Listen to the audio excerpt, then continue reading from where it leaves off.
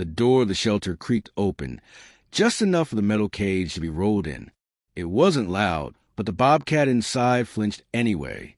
His eyes darted to the corners of the room, wide and wild, searching for a place to run even though he had nowhere left to go. His coat was thick and beautiful, a patchy blend of bronze and shadow, but his body told a different story. Lean, malnourished, tired. He wasn't fierce. He was fragile. This wasn't a predator. It was a soul that had barely survived. The man crouched beside the cage, not saying a word. His name was Daniel, and for the last 6 months, he'd walked past this animal's file every morning at the shelter. Aggressive, unfit for rehabilitation, kept in isolation. That's all the note said. That's all anyone needed to read to forget about him. But Daniel hadn't. Something in that photo, a photo taken the day the bobcat was rescued from an illegal roadside zoo, wouldn't leave his mind. The cat's eyes didn't look dangerous. They looked defeated. Daniel slowly unlatched the cage, holding his breath as he opened it fully for the first time. No gloves, no net, just a quiet understanding that whatever happened next, he was ready for it. The bobcat didn't move. For the first time in his miserable life, he wasn't being forced to do anything. The silence in the room was heavy, as if the walls themselves were waiting. Then one paw stepped out, trembling, not from fear, but from weakness. And then another. Daniel didn't reach out. He simply backed away, giving the bobcat room. This was his day. The first day he'd ever tasted freedom without a cage, without chains. But freedom, for an animal born into fear, felt more like confusion. The bobcat's legs shook with each step. His claws clicked on the tile floor. His breathing was shallow. Still he walked, not fast, not sure, but forward. And Daniel watched with tears gathering in the corners of his eyes. Because this wasn't just a moment. It was a miracle. Everyone in the shelter had warned him. That cat will never be tame. He's too damaged. There's nothing left in him worth saving. But Daniel didn't want tame. He didn't want a pet. He wanted to give a creature, forgotten, written off, just one chance to feel something other than fear. And so he waited, silently, as the bobcat explored the quiet room. He sniffed the corners. He looked at the sunlight streaming through the high window. His ears twitched at the faint sound of birds far outside. And then, unexpectedly, the bobcat turned. His eyes locked with Daniel's. Just for a second. It was so brief that someone might have missed it. But Daniel felt it, the weight of it, the pain behind it, and something even more powerful. Trust. Not full, not easy, but raw and cautious. And in that moment, Daniel knew this wasn't about rescue. This wasn't about saving a life. This was about sharing one. Over the next few minutes, the bobcat settled into a corner of the room. He didn't growl. He didn't flee. He simply curled into a cautious ball and watched the man from a distance. Daniel sat down on the floor and leaned against the wall. He didn't speak. He just stayed. For hours. Until the sun outside began to shift and the golden hue spilled softly through the window, catching the bobcat's fur like warm honey. It was beautiful, but it was also heartbreaking. Because this was probably the first time anyone had ever looked at this animal and thought, "You are beautiful." There were no headlines, no celebration, no applause, just a man, a broken animal, and a room filled with quiet breathing and unspoken pain. But for Daniel, it felt like everything. And for the bobcat, even though he didn't yet understand what kindness meant, he could feel it, not in words, in space, in the absence of violence, in the presence of calm. But even in that peace, a shadow lingered. The bobcat's ribs still showed through his sides. His paw pads were worn and cracked. And sometimes when he drifted asleep, his body twitched violently, like he was still trying to escape a past that wouldn't let go. Daniel saw it all, and he hated that he hadn't found him sooner. The shelter staff watched from a hallway in stunned silence. No one had expected this. Not from a man who rarely spoke more than a few words. And certainly not from the cat who had once lunged at anyone who passed his cage. But something unexplainable was unfolding, something sacred. A silent contract was being formed between two beings who had lost more than they ever let on. One had lost a life. The other had lost hope. And maybe, just maybe, they were about to help each other find again. As the light began to dim, Daniel finally stood. His legs were stiff. His back ached. But his heart was full. The Bobcat didn't flinch as he moved. He simply watched, eyes soft, heavy with exhaustion. Daniel stepped quietly out of the room, but before he closed the door, he turned back. And for a moment, they just looked at each other, not as man and wild animal, but as something simpler, survivors. That night, Daniel couldn't sleep. He kept replaying the look in the Bobcat's eyes, the uncertainty, the pain, and something else, something like longing. He had seen that look before, in his own mirror, years ago, when everything in his life had collapsed. He'd built himself back slowly with time and silence. And now, maybe he could help someone else do the same. But deep down, beneath the hope, was a feeling he didn't want to name yet. A quiet, aching worry that this moment might be all they'd ever have. The next morning, Daniel arrived early. The shelter was still quiet. Not even front lights were on yet. But he didn't need brightness to find his way. He walked the familiar halls in near silence, his footsteps echoing faintly off a tile. As he approached the room, something in his chest tightened. Not fear exactly, but something close. A strange mix of hope and heartbreak. He was starting to associate with the Bobcat. He pushed the door open slowly, and there he was, curled in the same corner, his body still as stone. For a moment, Daniel thought the worst. He held his breath, took a step closer, and then saw the rise and fall of the Bobcat's ribs. Shallow, slow, but alive. Daniel didn't speak. He didn't call or approach. He simply sank to the floor again and waited. The room was cold this morning. Pale gray light filtered in from the window, dull and indifferent. Outside, the wind rustled tree branches like dry whispers. Inside, there was only breathing. Two beings sharing space, surrounded by the weight of silence. Hours passed. The Bobcat didn't move much. But eventually, his head lifted slightly, ears turning to the side as if listening to something far away. His eyes met Daniel's again, not with fear, but with something closer to recognition. The wild panic from yesterday had dulled into something softer. The animal was tired, deeply tired, but not afraid. That was something. Daniel placed a shallow dish of water near the center of the room, not close enough to pressure him, but not far either. Then he leaned back and watched.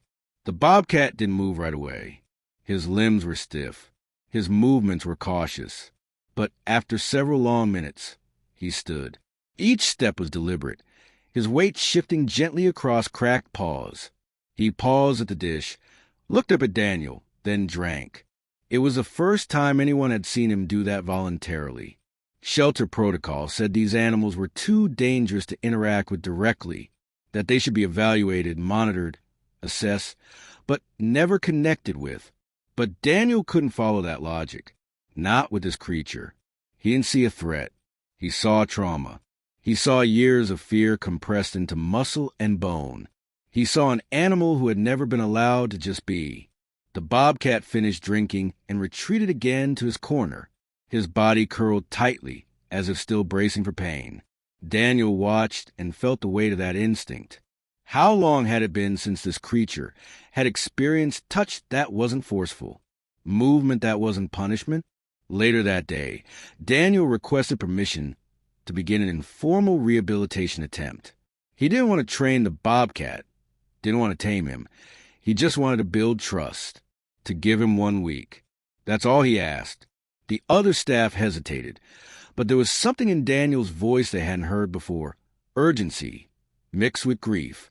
They gave him 5 days. That's all the board would allow. The Bobcat wasn't considered adoptable. If nothing changed, he'd be relocated to a closed facility, one where no more chances existed. Daniel nodded and went back to the room. He brought blankets. not to cover the bobcat, but to line the corners so the cold tile didn't bite into his bones.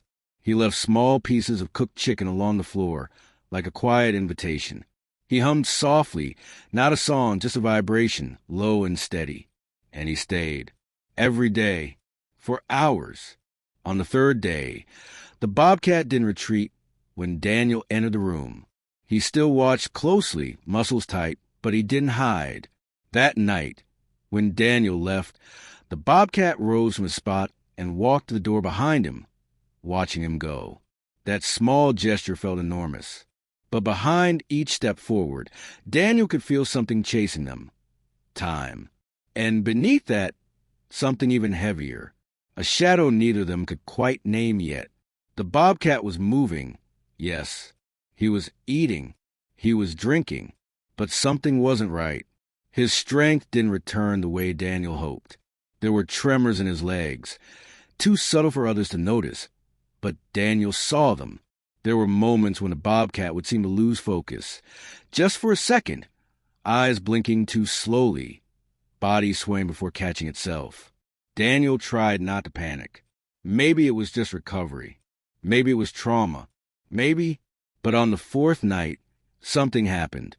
Daniel had brought a small plush mat into the room. He set it in the center, not expecting the bobcat to use it. He just wanted him to have softness. But the bobcat approached it cautiously, sniffed, and then slowly, carefully laid down on it. Not in the corner, not by the wall, in the middle of the room, in the open. Daniel sat still, heart pounding in his chest. And then, in a moment that would stay burned into his memory forever, the bobcat did something no one expected. He stretched his body toward Daniel, paws extended, and rested his chin on the floor, eyes soft, half-lidded. Vulnerable, open, trusting. Daniel didn't move. He couldn't. His throat tightened. His eyes blurred. He knew what this meant. Not just trust, surrender. The kind that only comes from exhaustion. From finally letting go of fear after a lifetime of holding on. It was beautiful. It was heartbreaking. And then the bobcat's breathing changed. It was subtle, shallow again. A hint of strain. His eyes fluttered and he coughed. A dry, rasping sound that didn't belong in the quiet of that tender moment. Daniel leaned forward slightly, concern rising fast now. But the bobcat remained still, eyes closing, body relaxing into the mat like he'd finally found rest. Daniel stayed long after the lights dimmed. Something about that moment didn't feel right. The peace felt too final. He left only when the night staff insisted. But as he walked away, his steps felt heavier than before, not because of fatigue, but because deep down, something inside him whispered a truth he wasn't ready to face. Sometimes when a soul finds peace after a lifetime of pain, it's because it knows the end is near. The morning came slower than usual. The sky outside was gray, thick with clouds that refused to move. Daniel stood outside the shelter door for a long time before unlocking it. His hand hovered at the handle longer than it needed to. He didn't know why, but something felt different. There was a weight in the air, pressing gently on his chest, quiet but insistent. He made his way through the halls, carrying nothing but the small journal he'd begun keeping. Not for scientific notes. Just feelings, just fragments of thoughts he didn't know what else to do with. The hallway lights flickered on as he walked, casting soft halos on the floor. Every echo of his step felt louder than usual. When he reached the room, he stopped for a moment and pressed his palm to the door, as if he could sense through it what was waiting inside. He opened it slowly. The bobcat was awake, lying curled in the center of the mat. His body rose and fell in slow, rhythmic breaths, but there was something weaker in the way he lifted his head. His eyes met Daniel's, but they didn't hold the same fire as before. The edge had dulled, not out of comfort, but out of fatigue, deep, aching fatigue. Daniel sat down slowly, crossing his legs, giving the bobcat time. He pulled out the journal and opened it to a blank page, not to write just yet, only to hold something. Something quiet, The bobcat blinked slowly and then, without shifting his body, extended one paw forward, resting it beside the journal. It was barely a movement, just a few inches. But Daniel froze, his breath catching in his throat. He knew what this was. It wasn't curiosity. It wasn't instinct. It was connection. The bobcat had placed something sacred between them. His trust. His final inch. His silent way of saying, I know you're here, and I don't mind anymore. Daniel didn't reach out. He didn't dare. He just sat still, tears quietly gathering at the corners of his eyes. This animal, once written off as vicious and unfit for contact, had just bridged a gap no one believed possible.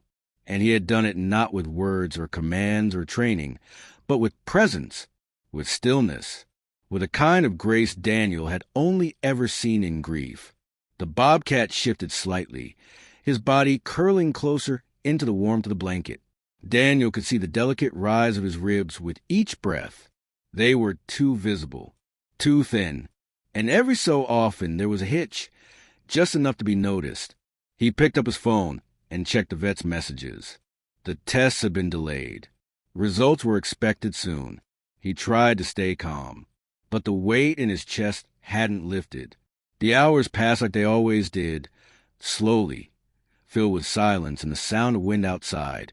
Daniel read aloud from his journal, just simple thoughts, observations, not full sentences, just fragments like, he blinked slower today, or he didn't eat the chicken but drank twice, and he reached for me with his eyes. He wasn't writing for anyone. He just needed to make sure this wasn't forgotten, that somewhere someone would remember that this wild creature had trusted, had softened, had chosen connection before the end. By afternoon, Daniel tried offering a small piece of food again. The bobcat sniffed it, nudged it once with his nose, and then turned his head away. His body remained still, but his tail flicked, once, then twice. Daniel recognized it. The discomfort was rising. He sat quietly, resisting every urge to act, because this wasn't about fixing. This wasn't about forcing anything. It was about witnessing, about giving dignity to a creature who had lived his entire life without it. A few hours later, the shelter director stepped into the hallway. She knocked gently on the doorframe, her face somber. "The test results are in," she said, voice soft. "Daniel, it's cancer." Daniel didn't respond right away. He looked at the bobcat, who had not moved from his spot. The diagnosis didn't shock him.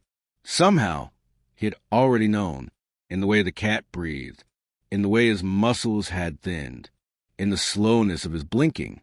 But hearing it spoken aloud made something break inside him, not loudly, quietly, like the snap of a thread pulled too tight for too long. "How long?" he finally asked. "They're not sure. Maybe days. Maybe a week. It's advanced. It's all through him." She left soon after. Daniel sat in the stillness of the room, staring at the small animal in front of him. The bobcat licked his paws slowly and then rested his head back down, unaware of the finality that had just entered the space.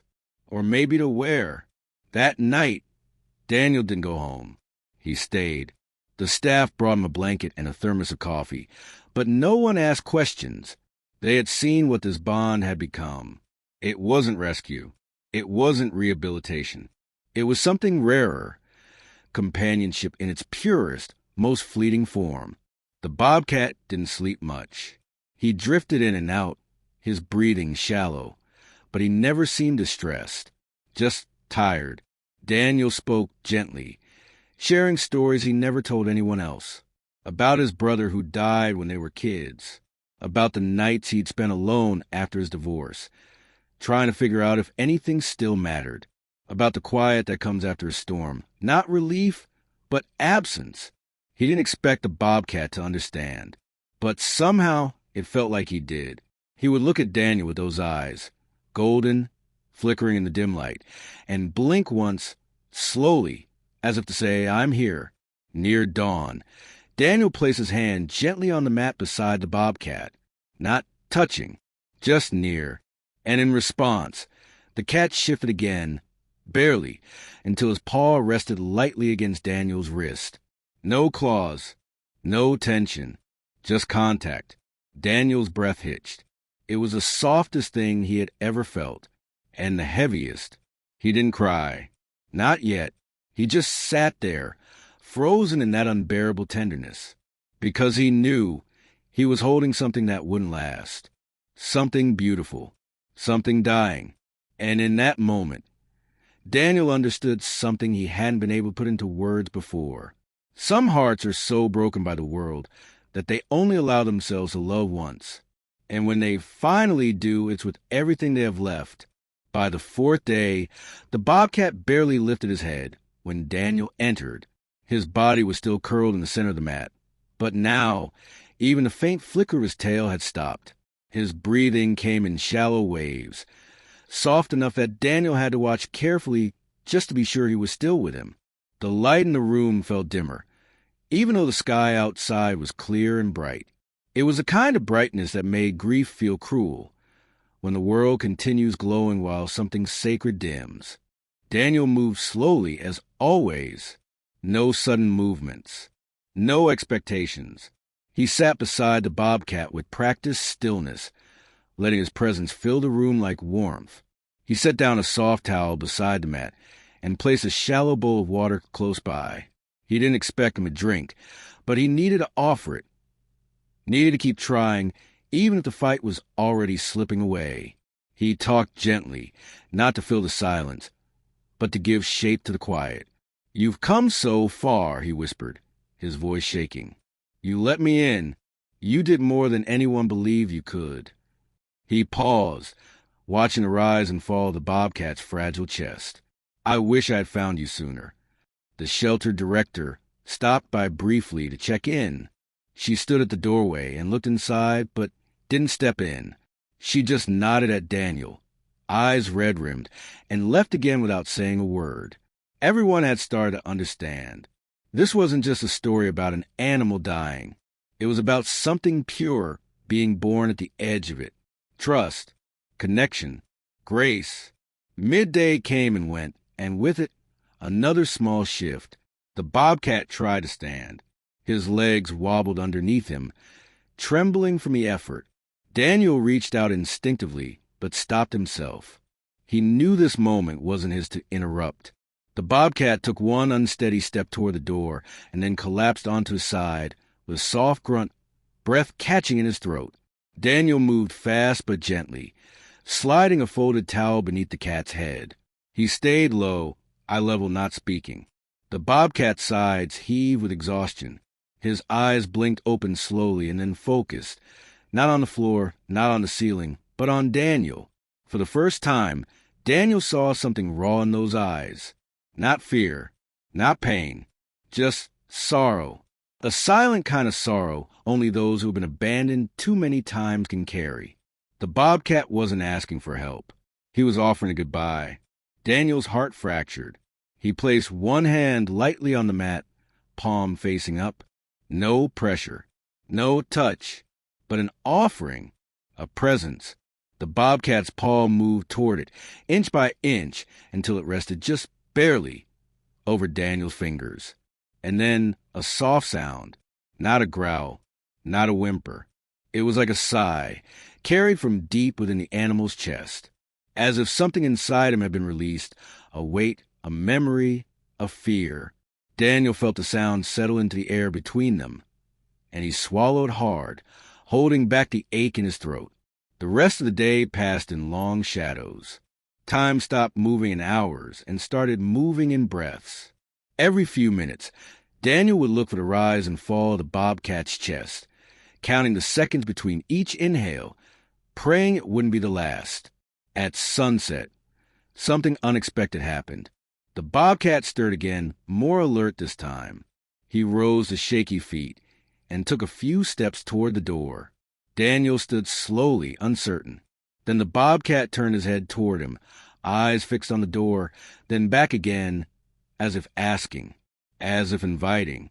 Daniel opened it. He wasn't sure why he did. Protocol said no. Common sense said no. But the bobcat had asked, not with words, but with his eyes. And Daniel could not deny him. They walked together. The hallway was quiet. Staff had gone home. Only the sounds of wind brushing against the outer windows followed them as they moved. The bobcat walked slowly but deliberately, his claws clicking softly against the floor, his body unsteady but full of quiet determination. He passed by rooms he had never seen, paused to sniff the air as though searching for something more than scent. And then he stopped in front of the shelter's main exit. Daniel paused. He looked down, heart racing. "You want to go outside?" he whispered.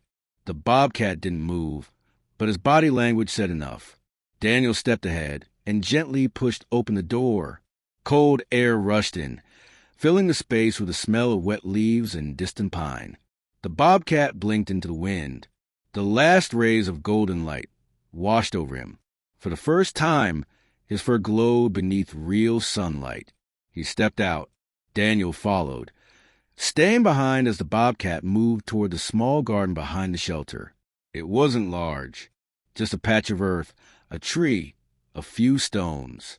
But the bobcat walked to it with purpose. He curled beneath the tree, circling once before settling into the grass. He looked up at Daniel, and that moment held more meaning than words ever could. This was it. This was where he wanted to be. The shelter had once been a place of cages, of fear, of cold steel and fluorescent light. But now, beneath this tree, under the open sky, it had become something else entirely. A sanctuary, not of safety, but of choice. Daniel knelt beside him. The bobcat pressed his head lightly into the earth, his eyes slowly closing. Daniel didn't cry. Not then. He placed his hand once again near the paw, and again the bobcat reached toward him. Their fingers didn't curl. Their bodies didn't move. But the space between them disappeared. And then it happened, a final breath, gentle, complete. The body stilled. Daniel didn't move. He couldn't, because in that moment, he wasn't just grieving. He was bearing witness to something sacred, the end of a life that had known only suffering, and finally, peace. He sat with the body until long after the stars emerged, wrapping the garden in silver light. Not once did he speak. Not once did he stand. He simply stayed, because the bobcat had stayed with him until the very end, and that kind of loyalty deserved to be returned.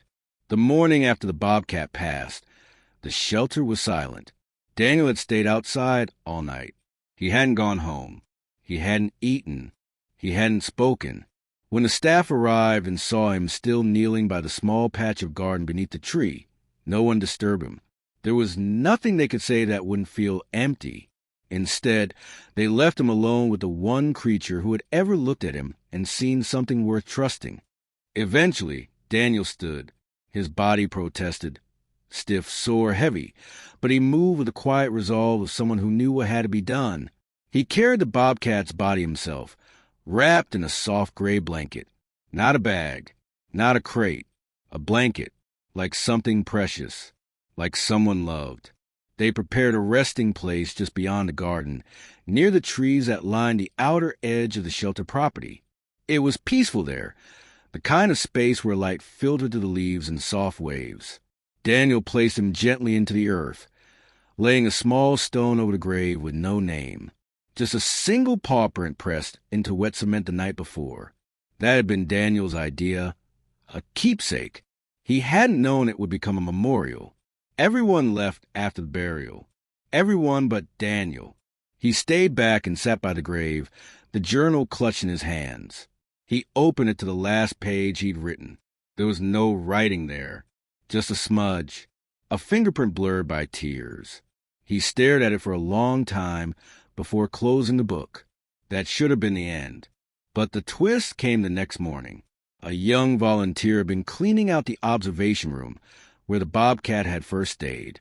She was sorting through blankets and supplies when she found it. A box tucked into the far corner, unopened. The label was faint, written in faded ink. Property of Roadside Zoo Number 27. Breeding file. No one had touched it in months. She brought it to Daniel, not knowing what it was.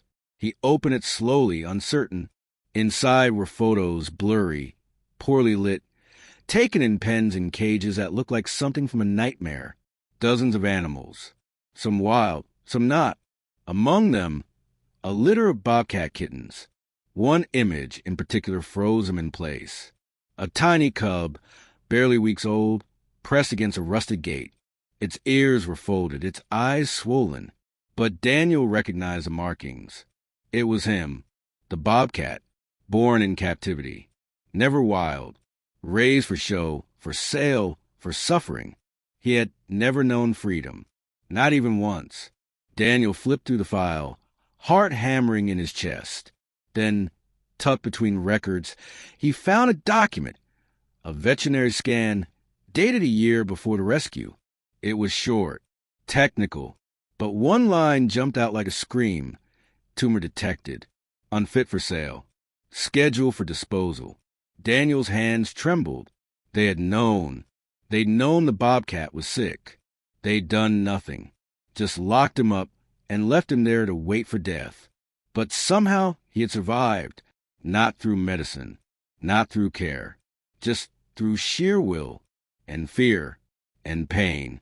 Daniel clutched the paper tightly, his breath shallow. It all made sense now. The tremors, the weakness, the exhaustion. This creature hadn't just been injured by life.